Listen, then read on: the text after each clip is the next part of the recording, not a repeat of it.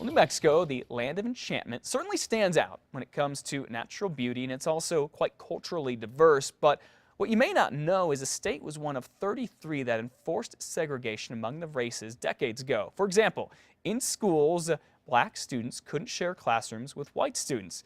And it may not be known whether Martin Luther King Jr. stepped foot in New Mexico, but his role in civil rights here certainly had an impact. And here to talk more about that is Kimberly Green, the Executive Director of the Martin Luther King Jr. Commission for New Mexico. Good morning, Kimberly. Thanks for coming in. Good morning. Thank you for having me. All right. First thing, for folks who don't know or may not remember or haven't done the history and looked back, what was it like here in New Mexico during the Jim Crow era?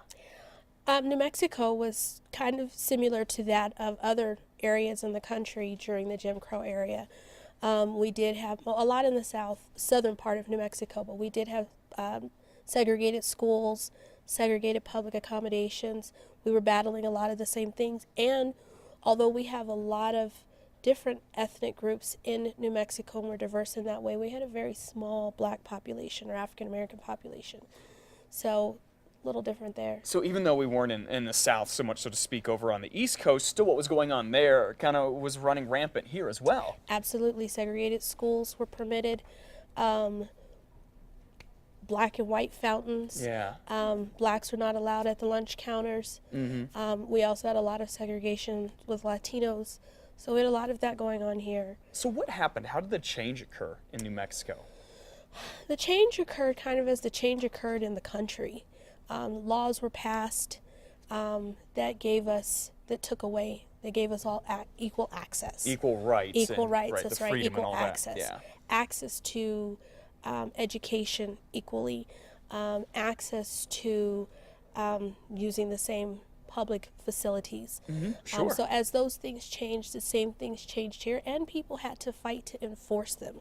Just because the laws were put in place on a national level, it wasn't an automatic just, okay, it's here and now we're doing it. People had to fight. They had to boycott.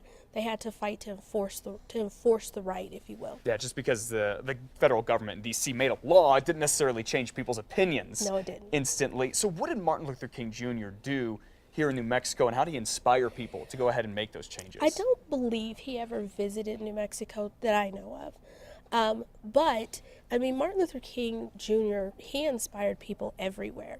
So he inspired people here specifically to do just that, to boycott, just like they were boycotting lunch counters in Montgomery and Birmingham and Atlanta. They were doing it here as well.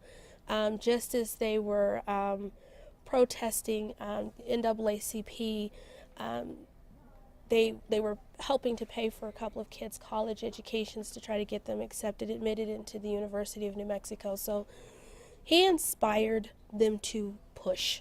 Gotcha. To push. Okay, keep going very quickly in like 15 seconds. What do you do with the Martin Luther King Jr. State Commission, and what does it do? You're in charge of it, so what does it do here in New Mexico?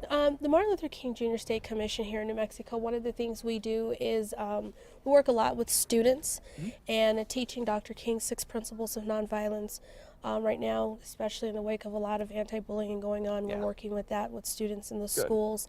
And so we try to do a lot of peacekeeping and try to find other ways to resolve conflict. Absolutely, we certainly need and preserve Dr. King's legacy. Right, keep teaching about him. That's Kimberly right. Green, the Executive Director of the Martin Luther King Jr. Commission for New Mexico. Thank you for coming in this morning and sharing that story. Appreciate it very much. Thank you for having me. It is 7:29. We'll be right back. Stick around.